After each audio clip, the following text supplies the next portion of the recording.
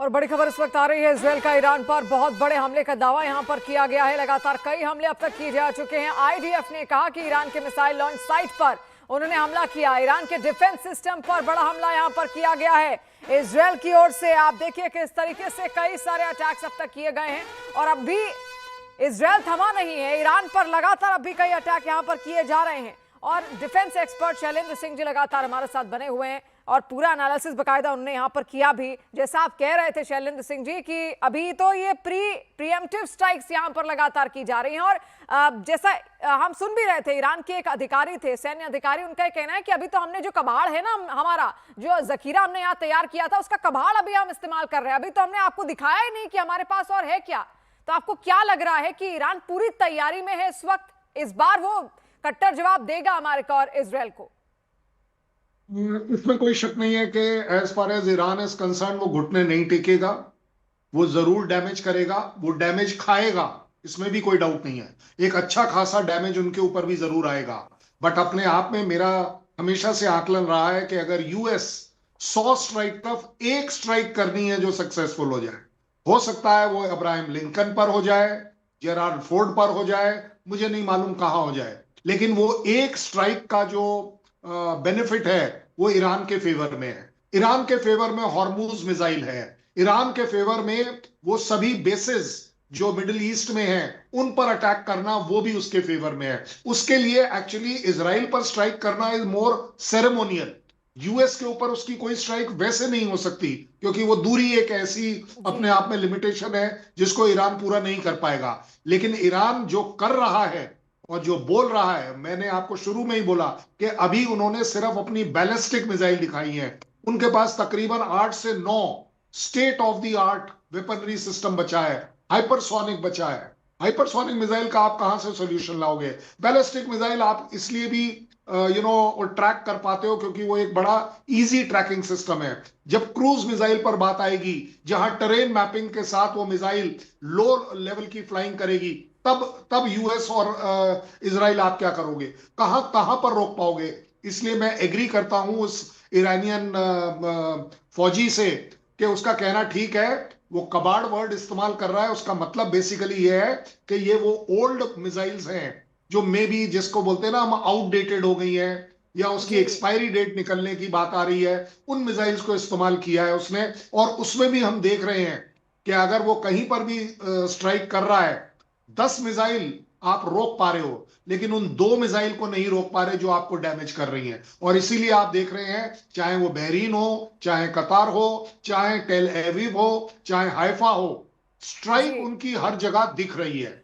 ये नहीं हो सकता कि 8 जगहों पर वो स्ट्राइक करे और किसी एक जगह पर स्ट्राइक ना हो पाए। तब तो मैं मानूं उस एयर डिफेंस सिस्टम को। मैं मानता हूं कि आप अगर 100 एयरक्राफ्ट हवाई जहाज लेकर जाओगे और 500 टारगेट पर बॉम्बिंग करोगे तो आपको सक्सेस ज्यादा मिलेगी। मैं मानता हूं इस बात को, इजराइल को वो सक्सेस मिलेगी। और यहीं पर एक वो जो जिसको बोलते हैं ना प्रोपोगंडा, अगर आप ईरान का भी प्रोपोगंडा देखें, उन्होंने कहा कि 80-85 लड़कियां वो कॉलेज की मारी गई, और दूसरी तरफ उनका कहना है कि इन 100 एयरक्राफ्ट और 500 टारगेट के ऊपर अटैक करने के बाद सिर्फ 100 लोग मारे गए। तो क्या वो 500 अटैक एक ही जगह है? जो हो ही नहीं सकते। इसलिए मैं बोल रहा हूं कि there is a information warfare is on, cyber warfare is on, propaganda warfare is on, economic warfare is on.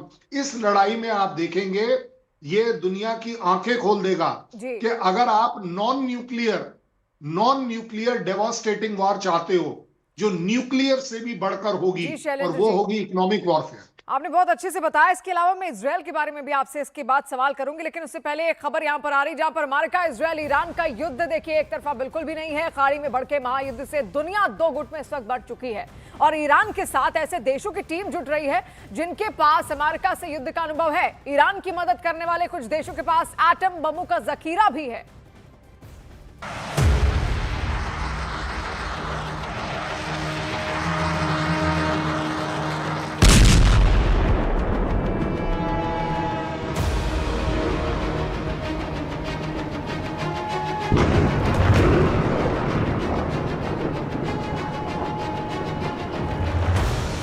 Iran से अमेरिका इजराइल के युद्ध में खामनेई की लड़ाका फोर्स कूद गई है।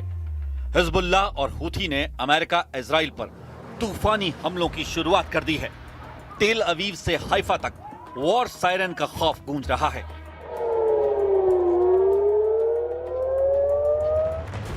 कब कहां से रॉकेट की शक्ल में मौत टूट पड़े कोई नहीं जानता। पूरा इजराइल वॉर अलर्ट पर है। तेल अवीव में मौजूद एसोसिएट प्रेस के रिपोर्टर को सुनिए, युद्ध का कैसा माहौल है।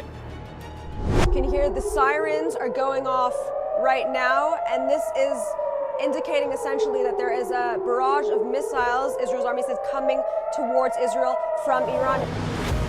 ईरान जोरदार टक्कर दे रहा है, मगर ज्यादा देर तक ईरान अकेले युद्ध में टिक पाएगा इसकी उम्मीद कम है।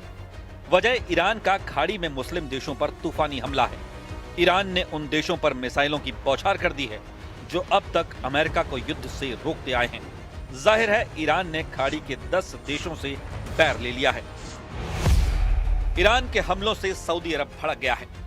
सऊदी अरब ने अमेरिका के सैन्य ठिकानों पर मिसाइलों की बौछार का बदला लेने की धमकी दी है। ईरान के पलटवार के बाद से यूएई, कतर, कुवैत, बहरीन और जॉर्डन का दिमाग गर्म हो गया है। जॉर्डन खुलकर इजराइल अमेरिका का युद्ध में साथ दे रहा है। जॉर्डन ने अपने हवाई इलाके में 2 ईरानी मिसाइलों को मार गिराया है। यानी अमेरिका इजराइल के साथ अब अरब वर्ल्ड भी ईरान के खिलाफ हो चुका है। यूरोपीय शक्तियों का स्टैंड पहले से क्लियर है। वो सुपर पावर के साथ हैं, तो फिर अब ईरान को युद्ध में हथियार कहां से मिलेंगे? ईरान को युद्ध में साथ कौन देगा? ईरान की उम्मीदें जिन पर टिकी हैं, वो सब अमेरिका के कट्टर दुश्मन हैं। ईरान को रूस से सबसे ज्यादा मदद की उम्मीद है। रूस, जिसके पास दुनिया में सबसे ज्यादा विनाशकारी हथियार यानी 5600 एटम बम है। पुतिन की सुपरसोनिक मिसाइलों को सबसे विध्वंसक माना जाता है। रूस के बम वर्षकों की काट किसी के पास नहीं है। ईरान ने यूक्रेन से युद्ध में रूस को फाइटर ड्रोन से मदद पहुंचाई थी। अब बारी पुतिन के एहसान चुकाने की आ गई है। अमेरिका इजराइल के हमलों के बाद रूस ने ये कहकर ट्रंप की टेंशन बढ़ा दी है कि उन्होंने अपनी असलियत दिखा दी है। पुतिन के राइट हैंड कहे जाने वाले दिमित्री मेदवेदेव ने ट्रंप को धोखेबाज तक कह डाला है। मतलब रूस युद्ध में आने के लिए तैयार है। पुतिन के साथ शी जिनपिंग ने भी ईरान को बैकअप देना शुरू कर दिया है। चीन के पास कुल 600 परमाणु बम होने का अनुमान लगाया जाता है। चीन के पास लॉन्ग रेंज मिसाइलों का सबसे बड़ा गोदाम है। चीन की नेवी और एयरफोर्स भी बहुत ताकतवर है। चीन ने युद्ध के बीच ईरान से एंटी शिप क्रूज मिसाइलों की डील फाइनल की है। इन 2 पावरफुल देशों के साथ ईरान के लिए युद्ध में उत्तर कोरिया के उतरने के पूरे आसार हैं, क्योंकि किम जोंग उन ट्रंप के कट्टर दुश्मन हैं। यही नहीं, पुतिन के एक इशारे पर Kim Jong Un atom bomb का ट्रिगर दबाने की धमकी देते रहे हैं। उत्तर कोरिया के पास 50 से ज्यादा एटम बम हैं। किम जोंग उन की मिसाइलों की रेंज अमेरिका तक है। यही नहीं, किम के पास हाइड्रोजन बम भी है। ये 3 महाशक्तियां ही ट्रंप से लोहा लेंगी। इसके बाद अगर किसी के गेम चेंजर बनने का चांस है तो वो तुर्की है, जो फिलहाल तो अमेरिका के साथ दिख रहा है, लेकिन तुर्की ने ईरान पर हमलों का हमेशा विरोध किया है। तुर्की का साथ ईरान को मिलता है तो नेटो देशों का गठबंधन भी टूट सकता है, जिसके बाद युद्ध बराबरी का होगा। कुछ मामलों में ईरान का ग्रुप सुपर पावर पर भारी पड़ सकता है।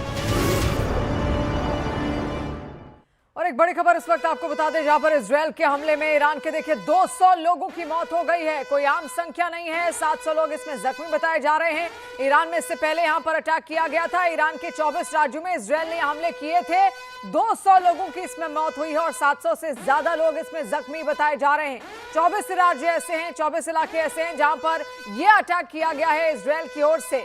तो देखिए, लगातार अभी भी ये हमले थमे नहीं हैं। ईरान हालांकि इसका जवाब कैसे देगा, किस तरीके से देगा, क्योंकि देखिए नुकसान हो रहा है यहां पर ईरान को लगातार। और डिफेंस एक्सपर्ट शैलेंद्र सिंह ये बात कह रहे थे कि ईरान को नुकसान तो पहुंचेगा, लेकिन ईरान भी उतना ही नुकसान